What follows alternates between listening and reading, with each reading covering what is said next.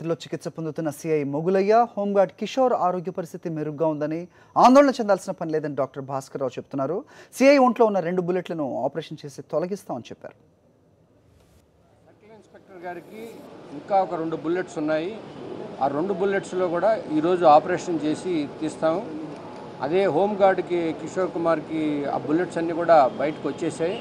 ఆయన చాలా వరకు అవుట్ ఆఫ్ డేంజర్ అని చెప్పొచ్చు.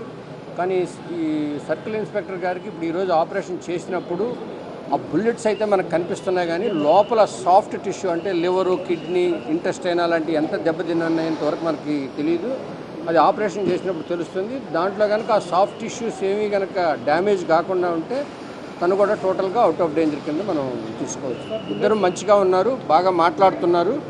ఆపరేషన్ చేసిన తర్వాత 1 or 2 డేస్లో ఏమీ లేదనుకుంటే డిశ్చార్జ్కి కూడా స్టేబుల్గానే ఉన్నారు. ఇప్పుడు ఆపరేషన్ చేసిన తర్వాత లోపల ఉండే దాన్ని బట్టి క్రిటికల్గా ఏంటి అనేది మనం డిసైడ్ చేస్తాం. వచ్చినప్పటికీ అది ఇక్కడి నుంచి అదే వచ్చేసింది, దానికి ఏం లేవు ఇప్పుడు బుల్లెట్స్. హోంగార్డ్ ఓన్లీ మన సిఐ గారికే ఉన్నాయి 2. ఒకటి చెస్ట్లో ఉంది, ఒకటి స్పైనల్ కార్డ్ దగ్గర ఉంది లోపల నుంచి. తీయాలి ఇప్పుడు ఆపరేషన్ చేసి తీయాలి.